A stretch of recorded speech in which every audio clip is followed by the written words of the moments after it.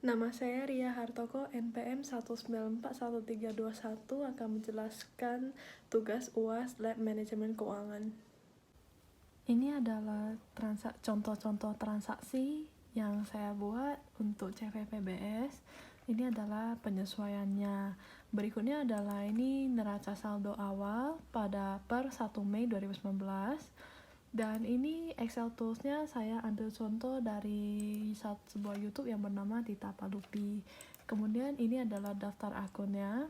Selanjutnya kita ke jurnal umum. Salah satu contoh transaksinya itu pada tanggal 2 Desember, pelanggan bernama Bapak JL melunasi utangnya sebesar 1.200.000. Jadi pada jurnal umumnya akan ditulis kas pada piutang usaha. Karena piutang yang telah dibayar akan masuk kredit ke kredit, dan jadi transaksinya itu kas pada piutang usaha. Setelah kita membuat jurnal umum, harus pastikan debit dan kreditnya itu balance. Selanjutnya kita akan membuat buku besar. Ini cara bikin transaksi di jurnal umumnya itu kita pakai rumus VLOOKUP, di mana kita akan berpatokan dengan daftar akun di sheet daftar akun yang udah kita buat tadi. Selanjutnya tentang buku besar. Cara membuat buku besar di Excel ini sangat mudah. Dia akan otomatis pembagian sendiri. Kayak contohnya ini pembagian yang kas, kita cukup masukin nomor akun ini. Kemudian kita akan memakai rumus VLOOKUP juga. Jadi nanti setelah kita pakai rumus VLOOKUP, di mana kita berpatokan dengan neraca saldo awal di sheet ini, nanti dia akan muncul semua transaksi kas. Begitu juga dengan semua buku besar sesuai dengan nomor akun ini.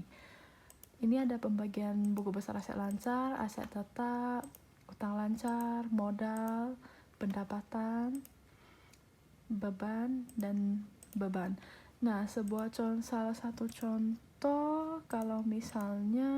contoh ini, apabila dia di bagian kredit dan ada kredit dan ada debit, nanti kita akan setelah dijumlahkan, nanti di saldo akhir ini kita akan di mana saldo awal bertambah dengan kredit dan bertambah dengan debit dan dikurangin kredit juga.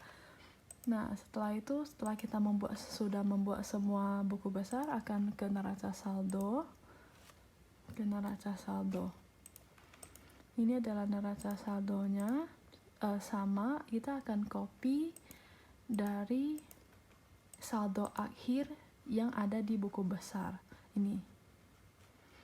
Selanjutnya kita akan ke jurnal penyesuaian. Jurnal penyesuaiannya kita sama pakai VLOOKUP. Lalu selanjutnya ke neraca lajur. Neraca lajur ini ada yang 10 kolom. Caranya kalau yang neraca saldo kita cukup copy paste, karena ini berurutan, jadi kita copy paste neraca saldo. Yang penyesuaian ini kita akan menggunakan rumus sum if dari sheet jurnal penyesuaian, dan kita harus kasih absolut juga di kolom dan baris yang kita copy. Selanjutnya NSSD ini ada rumusnya. Biasanya kalau manual, debit tambah debit dia akan di debit, kredit tambah, kalau kredit bertemu dengan kredit dia akan muncul di kredit juga.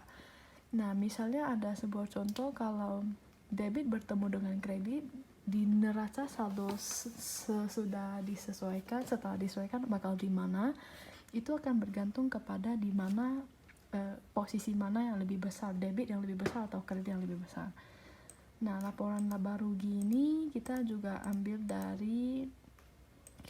berpatokan dengan ini, tapi bedanya laporan laba rugi ini dia hanya modal dan pendapatan dan beban. Selebihnya ini adalah masuk ke neraca. Jadi caranya ini pakai rumus if. Kalau misalnya nomor akunnya lebih besar daripada 4.000, itu akan muncul di laba rugi, dan kalau lebih kecil dari 4.000 akan muncul di neraca. Ini kita jumlahin dulu semuanya. Dan bagian di laba rugi dan neraca ini ada perselisihan, di mana perselisihannya harus balance, harus sama, dan itulah akan muncul di laba. Itu akan sama dengan di laporan laba rugi, di mana labanya sama.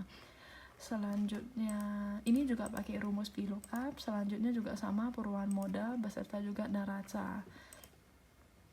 Setelah itu ini adalah financial statement PT Mayora Indah Tbk, di mana laba bersih tahun 2019-nya adalah 1,99 triliun, dan pada tahun 2018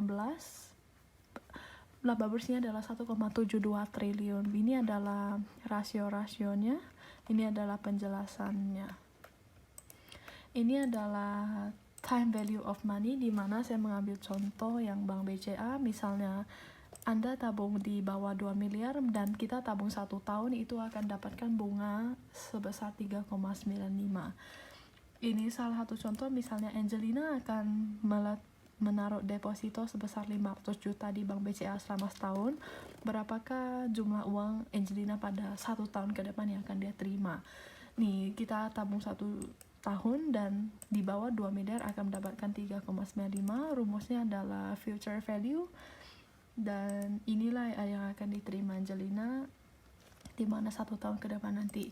Selanjutnya adalah required return. Contohnya, jika seseorang membeli saham sebanyak 100 dengan harga awal 25, maka yang akan dia beli adalah 2.500, di mana pemegang saham mengumpulkan 1 per saham dalam dividen tunai, dan harga akhir saham akan menjadi 25, dari 25 menjadi 24,5. Maka pemegang saham akan memiliki 2.450 dan bertambah dengan 100, di mana ini adalah 2.550. Selanjutnya adalah stock valuation. Stock valuation saya mengambil yang PT Unilever, di mana ini adalah data tanggal 29 Mei, di mana harga yang dibuka adalah 8.050, misalkan required returnnya 6%, dan dividennya adalah 241. Inilah rumusnya, dividen bagi required return, ini yang akan didapatkan. Nah, selanjutnya adalah bond valuation, obligasi pemerintahan. Ini adalah kodenya saya mengambil yang FR 0080, di mana par valuationnya saya bikin 560 juta dan required return sebesar 9,7%, dan material.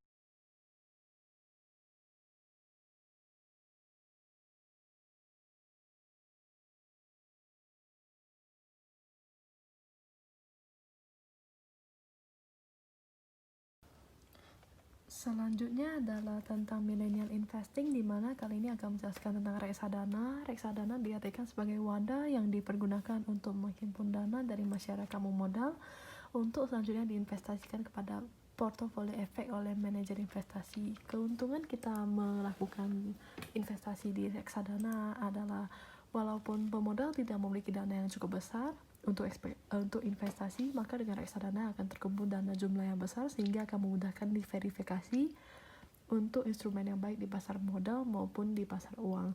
Nah, instrumennya ini terbagi dari beberapa jenis, yaitu deposito, saham, dan obligasi. Selain itu, keuntungannya itu juga membantu mempermudah pemodal untuk menentukan saham-saham yang baik untuk dibeli, karena untuk menentukan saham-saham tersebut tidaklah gampang, maka butuh pelajarannya. Dan selain itu juga efisiensi waktu, karena di sini akan dikontrol oleh